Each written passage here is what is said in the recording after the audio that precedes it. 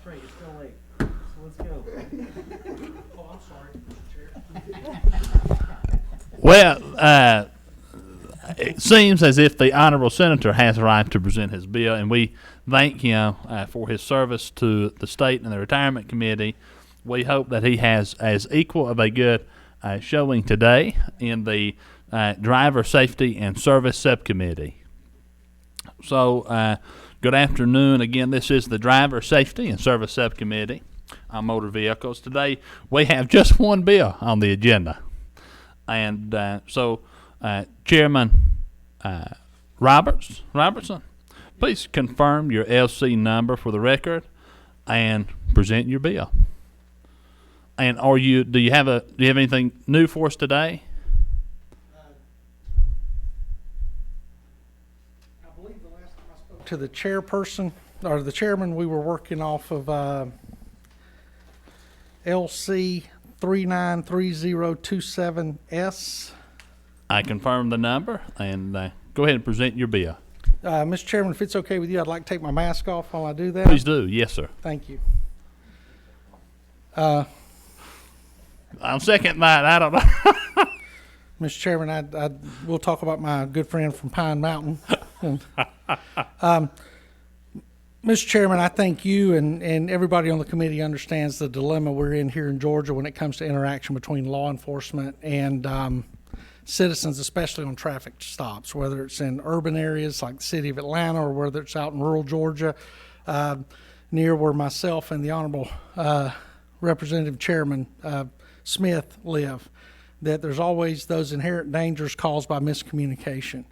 So what I am offering up to do in Senate Bill 115 is to mandate that the Georgia Public Safety Training Center develop a curriculum that can be taught in every driver's program offered in the state of Georgia, those that are required for individuals to get their driver's license, those that are required for individuals who may have received a DUI or whatever, just so we can get this type of education out to all of our citizens and to the law enforcement officers that go out and enforce our traffic laws.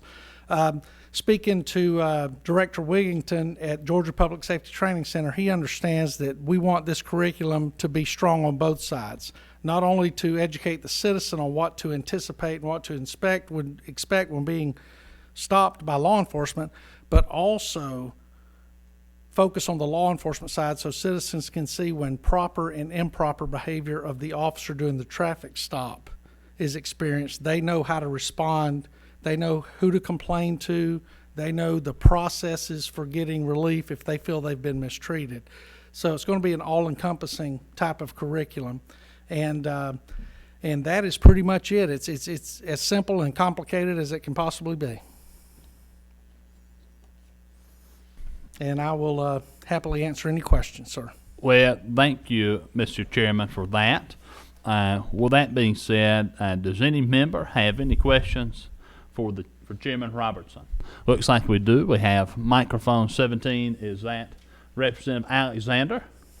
Thank you, Mr. Chairman. So I just have a question. I understand you said that it was to focus on the officer side. So what criteria would be set up to determine that officer has violated? Because I don't see that in here. So what, if it's on the officer side and there is a violation, how will the public know? What the curriculum will be designed, and the curriculum will include videos and other types of media so that they will understand, and I want to be really clear, it's not our intention to give away like how, say, a Georgia State Patrol would position their vehicle or anything tactical. What it would be is, under Georgia law, these are the questions law enforcement officers can ask you as far as vehicle registration, as far as identification, as far as just, administrative questions. What is and is not covered under the Miranda warning, things of that nature, so that the individual, when they're experiencing the traffic stop, they have a solid knowledge of understanding as they pull their vehicle over as to what the process should be like. And if there's any deviation from that process, they'll understand that whether it's a municipal law enforcement officer, county law enforcement officer, or state law enforcement, who they're able to reach out to and say, you know, I had a bad experience. I felt the officer did this or did that, and I for a fact know that that is not the proper procedure. Things of that nature, ma'am. Okay. Yes, ma'am. Mr. Chairman, one more question, further question. Who's gonna develop that curriculum? Would there be any input from the public, from people in the community? Because, you know, the African-American community has not had great experiences when they are stopped by law enforcement. So how is that curriculum gonna be, how's that program gonna look? Yeah. So there's input from people in the community. Yes, ma'am. And speaking to the director, that I told him my intentions were to have all interested groups involved, including media, including those communities, urban and rural, because, like I said, our experiences are different. It's very much different to stop a vehicle at 2 a.m. In Atlanta than it is to stop one at 2 a.m. on Highway 27 in Pine Mountain. It's believe it or not, out when you're by yourself out on a dark country road, you know, it's a little nerve-wracking at times. And so basically everybody understanding, every time I'm stopped, which is rare, you know, I know to turn my dome light on if it's at night, pull over, turn my flashers on, things of that nature to protect myself and to protect the individual making the traffic stop. But you're absolutely right. I worked with the Georgia Appleseed Project for about 3 years. And so individuals and groups that really want to be a positive aspect of it, we're inviting all of them in. Okay. Mr. Chairman, one more question. Now, We entertain one more question. please. The other question is that how will DDS be involved with this? DDS updates their driver's manual annually. And of course, they'll be at the table, but this will also be a part, the information about this course being required, and all will be included in their manual. And we spoke to them on the Senate side as we were working to develop this legislation. Okay. Further questions, because I know there were other colleagues that tried to get this passed in previous years in DDS, and that's what they were told, is that there's already some verbiage and language in there. So if it's already verbiage and language in there, what additional would be added? If that's what was said, is that there's some additional language in there already. Yes, ma'am. I think our friends at DDS do a great job. And I have a good long-time law enforcement friend over there, but I think the language they have in there for 2021, 2022 moving forward, I would consider inadequate. And so what we want to do is flesh that out and get more detailed in it, because they do try to address it, but I don't think to the scope that it needs to be developed. But we've had very positive conversations with DDS. All right. Thank you. Yes, ma'am. Thank you. Thank you, Representative. Thank you, Senator. See, well, that being said, if you'll just bear with us, Senator, do we have anybody here who's signed up to speak to the bill? Okay, and first up we have Butch Ayers with the Georgia Associations of Chiefs of Police. Okay. Good afternoon, Chairman. It's okay. Take off. Oh, the mask? yes, sir. Absolutely. Thank you. My name is Butch Ayers. I'm the Executive Director of the Georgia Association of Chiefs of Police. My prior experience before becoming Executive Director, I spent 35 years with the Gwinnett County Police Department before retiring at the end of 2019, and the last 5 years as a Chief of Police. I want to speak in favor of this bill because I think one of the most important things is having education to help prevent misunderstandings and confusions that may occur on traffic stops. As a Chief of Police, Division Commander, and actually a Commander of Internal Affairs, a good percentage of the complaints that come into police departments are related to misunderstandings that occur on traffic stops. So I think any chance to increase the knowledge base of both the driver and the police officers about traffic stops, what the current law is, what the rights of the drivers are, in tactics. There are times, you know, a driver may say, well, why are you telling me to stay in my car? Or why are you telling me to get out of my car, et cetera, et cetera. A lot of that confusion is unknown to the driver, and therefore that creates confusion, misunderstandings, and the potential for a bad traffic stop. So as the chiefs of police, we are certainly in support of this bill, and we stand ready to assist the committee on helping with its passage. And I'll be glad to entertain any questions. Thank you for that. Does any member have questions for the speaker? Looks like we do. That's Representative Alexander. So I thank you, Mr. Chairman, and thank you for coming to speak on this. Just because and you have this training doesn't mean that everybody would be aware of the training. So that would be my concern with this, is that even though the training exists, how would everyone know that this is the training that is out there in the booklet? Because that's not necessarily means that everybody's going to read what's here for the training. Yep. Well, one of the things I think that we did at my police department, and you're seeing a lot of that throughout the state, is, and especially if this bill were to pass and the Georgia Public Safety Training Center develops this course of instruction. You know, I think police departments across the state, a lot of them have Facebook pages. They have websites. They can put a link to the websites. And I know, as the chief of police and in charge of my crime prevention and community outreach unit, talking about traffic stops occurred every single time we had a neighborhood association meeting, that we met with students, that we met with the youth, that we met with the various programs that we put on. So I think a lot of it will be word of mouth and being able to use social media to put it out there. Would be one of the ways that I think is low cost and could be accomplished relatively easy. Thank you, Representative. Thank you, sir. And we got another question. Representative Smith. Maybe more like a comment, Mr. Chairman.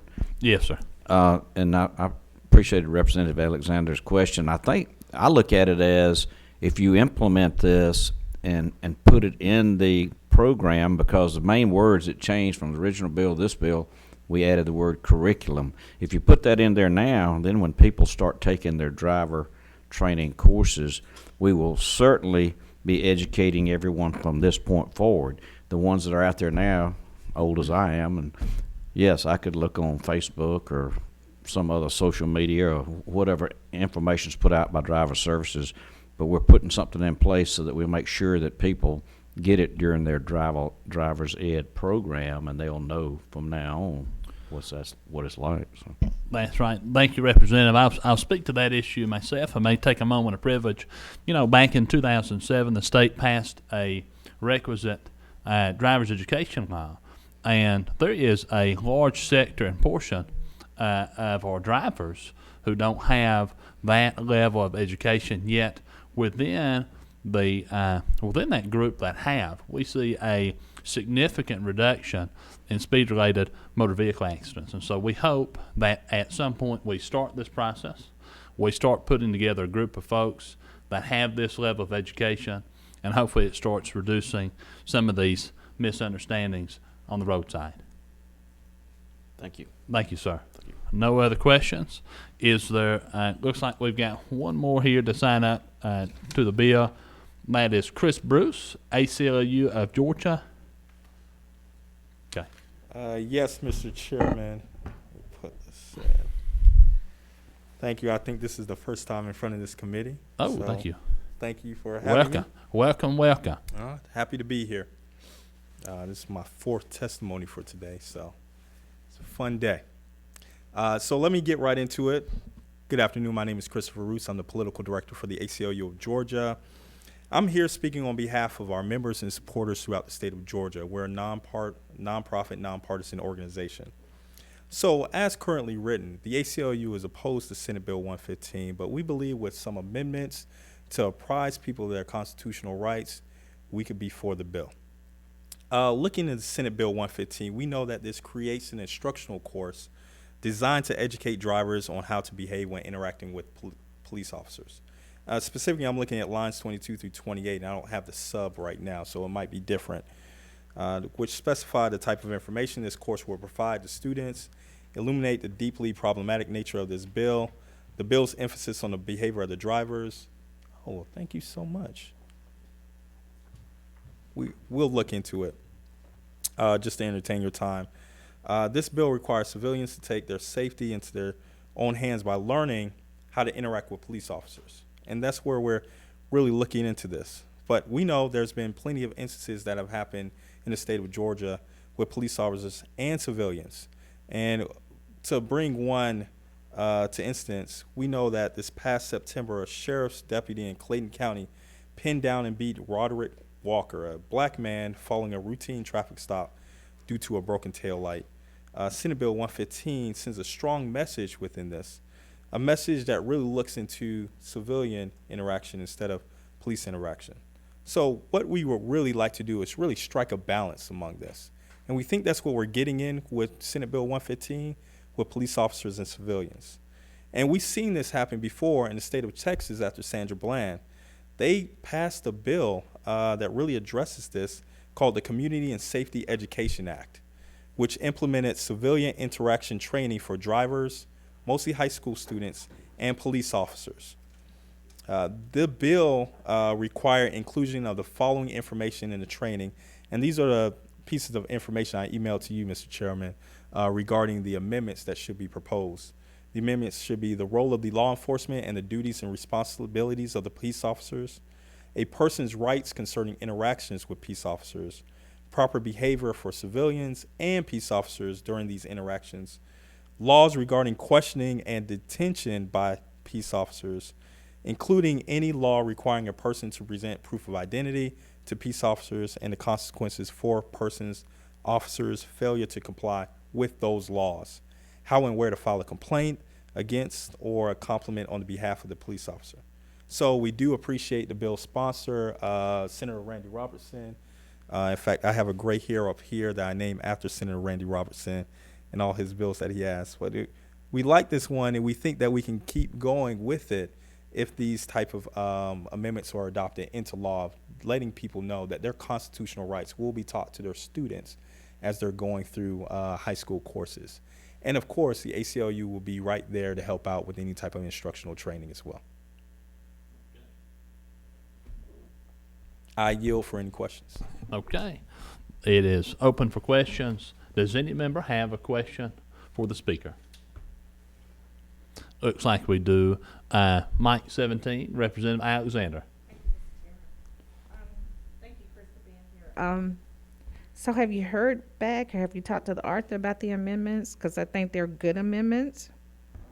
I have talked to Senator Robertson. I don't know if he's seen everything yet at this time, so I believe he's still considering them. Okay, thank you. Thank you. Thank you, Representative Alexander. Any other questions for the speaker? Seeing none, thank you for your testimony. Thank you, Appreciate Mr. Chairman. Yes, sir. Okay. Is there anybody else who wishes to speak to the bill? And if not, I'll give the senator a moment to conclude his remarks.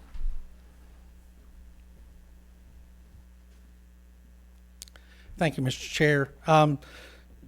Mr. Bruce and I have discussed the amendments.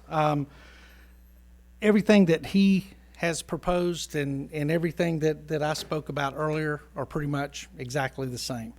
We look forward to his group's input along with other groups as we move through this process. As I mentioned before, discussing the administrative part of a traffic stop as far as what the rights of the driver are and what the requirements of law enforcement.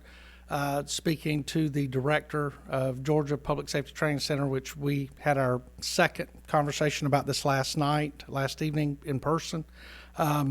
I feel that this is absolutely going to answer all the questions and concerns that anybody has. This is going to be comprehensive, and not only is it going to be offered during the driving schools, but it's going to be made available to any group that may want to not only get the curriculum and the media and go out and present it themselves, but it'll also be online, so they can go and take the training themselves.